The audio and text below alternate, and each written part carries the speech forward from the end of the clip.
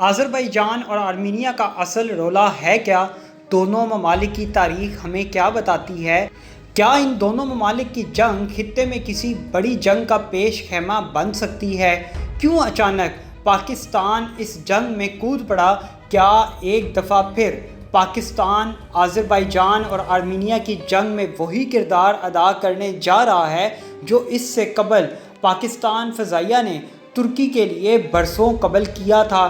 کیا پاکستان آذربائیجان اور آرمینیا جنگ میں کشمیر کی حمایت کرنے پر ترکی کا بدلہ چکا رہا ہے؟ آذربائیجان ایک مسلم ملک، آرمینیا ایک عیسائی ملک، ان دونوں ممالک میں کون کتنا طاقتور ہے؟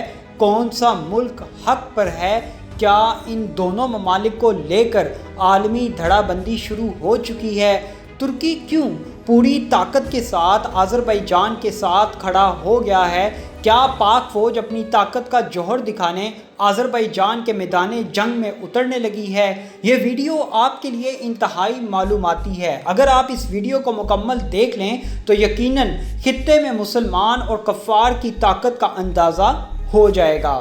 دوستو، ویڈیو میں آگے بڑھنے سے قبل اگر آپ نے قومی آواز کو ابھی تک سبسکرائب نہیں کیا تو اسے سبسکرائب اور بیل آئیکن پر کلک ضرور کریں، کیونکہ یہ میری اور آپ کی نہیں بلکہ پوری قوم کی آواز ہے۔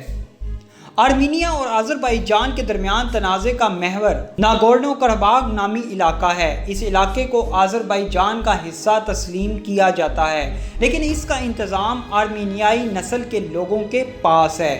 دونوں ممالک کے درمیان اس علاقے کو حاصل کرنے کے لیے 80 اور 90 کی دہائی میں خون ریز جنگیں ہو چکی ہیں۔ دونوں ممالک جنگ بندی پر تو اتفاق کر چکے ہیں، لیکن کسی امن معاہدے تک نہیں پہنچ سکے۔ آرمینیا اور آذربائیجان سن 1922 سے 1991 تک قائم رہنے والے کمیونسٹ ملک سوویت یونین کا حصہ تھے۔ دونوں ممالک جنوب مشرقی یورپ میں ہیں، جو دفاعی لحاظ سے اہم خطہ ہے اور جو قفقاز کہلاتا ہے۔ ان ممالک کی سرحدیں مغرب میں ترکی، جنوب میں ایران اور شمال میں جارجیا سے ملتی ہیں، جبکہ روس کی سرحد شمال میں آذربائیجان سے ملتی ہے۔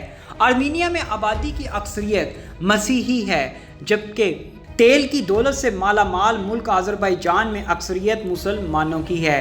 سوویت یونین کے زمانے میں ناگورنو قرباغ ایک ایسا خطہ تھا جہاں آرمینیائی نسل کے باشندوں کی اکثریت تھی، لیکن وہ آذربائیجان کے حکام کے زیر انتظام تھا۔ جب 80 کی دہائی کے آخری برسوں میں سوویت یونین اپنے خاتمے کے قریب پہنچنا شروع ہوا تو ناگورنو قرباغ کی مقامی پارلیمنٹ نے اس علاقے کو آرمینیا کا حصہ بنانے کے حق میں ووٹ دے دیا، جس کے بعد نسلی فسادات شروع ہو گئے اور آرمینیا اور آذربائیجان کی جانب سے باقاعدہ طور پر ماسکو سے آزادی کے اعلان کے بعد دونوں ممالک کے درمیان بھرپور جنگیں شروع ہو گئیں۔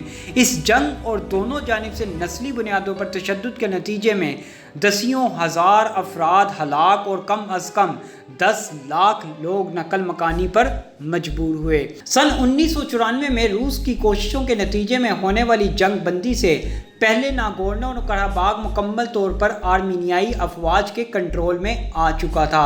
اس معاہدے کے نتیجے میں یہ طے ہوا کہ ناگورنو قرباغ آذربائیجان کا ہی حصہ رہے گا، لیکن اس کا حکومتی انتظام آرمینیائی نسل کے لوگوں کے پاس ہوگا، جنہیں آرمینیا کی حکومت کا تعاون حاصل ہے۔ اس کے بعد سے کئی مرتبہ امن مذاکرات ہو چکے ہیں۔ سن 1992 میں بنایا گیا ایک بین الاقوامی گروپ ثالث کا کردار ادا کرتا رہا ہے، جس میں فرانس، روس اور امریکہ کا مرکزی کردار رہا ہے۔ تاہم ابھی تک یہ ممالک کسی امن معاہدے تک پہنچنے میں ناکام رہے ہیں۔ گزشتہ 3 دہائیوں کے دوران جھڑپوں کا سلسلہ جاری رہا۔ سن 2016 میں ان جھڑپوں میں تیزی آئی، جس کے نتیجے میں دونوں ممالک کے درجنوں فوجی ہلاک ہوئے۔ یہ تنازع علاقائی سیاست کی وجہ سے مزید پیچیدہ ہو گیا۔ نیٹو کے رکن ملک ترکی نے سن 1991 میں آذربائیجان کو سب سے پہلے تسلیم کیا تھا۔ آذربائیجان کے سابق صدر حیدر حلیف نے ایک مرتبہ کہا تھا کہ ہم 2 ریاستوں والی ایک قوم ہیں۔ دوسری جانب آرمینیا کے روس کے ساتھ اچھے تعلقات ہیں۔ روس کا ایک فوجی بیس بھی آرمینیا میں ہے۔ اس کے علاوہ روس اور آرمینیا ایک فوجی اتحاد کا حصہ بھی ہیں، جس کا نام collective security treaty organisation CSTO ہے۔ آئیے اب ہم آپ کو بتاتے ہیں حالیہ جھڑپیں شروع کیسے ہوئیں۔ آرمینیا کی وزارت دفاع نے آذربائیجان میں متنازع علاقے میں آباد عام لوگوں کی بستیوں کو نشانہ بنانے کا الزام عائد کیا۔ حکام کے مطابق ایک خاتون اور ایک بچہ ہلاک ہو گئے۔ ناگورنو قراباخ میں علیحدگی پسند حکام نے بتایا کہ ان کے 16 فوجی ہلاک جبکہ 100 سے زائد افراد زخمی ہوئے۔ آرمینیا کے وزیر اعظم نکول پاشینیان نے آذربائیجان پر جارحیت کا الزام عائد کرتے ہوئے کہا کہ اپنے عظیم وطن کے دفاع کے لیے تیار ہو جائیں۔ انہوں نے متنبہ کرتے ہوئے کہا کہ یہ خطہ ایک بڑے پیمانے پر جنگ کے دہانے پر ہے۔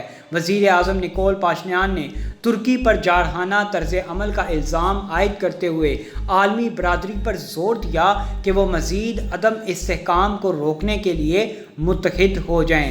دوستو، یہاں قابل ذکر بات یہ ہے کہ غیر مسلم طاقتیں چاہتی ہیں کہ مسلمانوں کے عظیم ملک ترکی اور شیعہ لیڈر طیب اردوغان کو قابو کیا جائے، جس کے لیے وہ کسی نہ کسی طرح ترکی کو جنگ میں دھکیلنا چاہتے ہیں۔ لیکن دوستو، اس جنگ میں اصل ٹوسٹ اس وقت آیا جب پاکستان نے ترکی کا ساتھ دیتے ہوئے آذربائیجان کی حمایت میں کھل کر بیان دے دیا۔ اور جب بات ہوتی ہے پاک فوج کی تو دنیا کی بڑی بڑی فوجوں کی ٹانگیں کانپنے لگ جاتی ہیں، کیونکہ غیر ملکی فوجیں جانتی ہیں کہ وہ کسی صورت بھی پاک فوج کا مقابلہ نہیں کر سکتی۔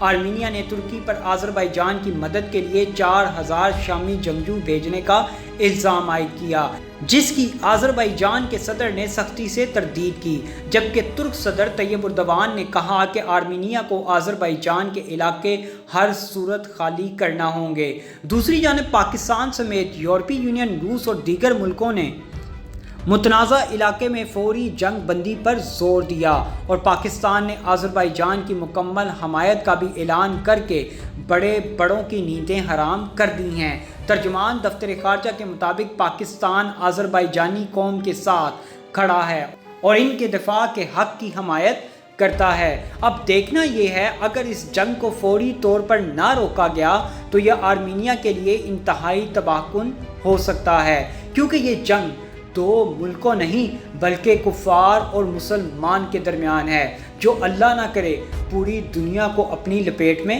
لے لے۔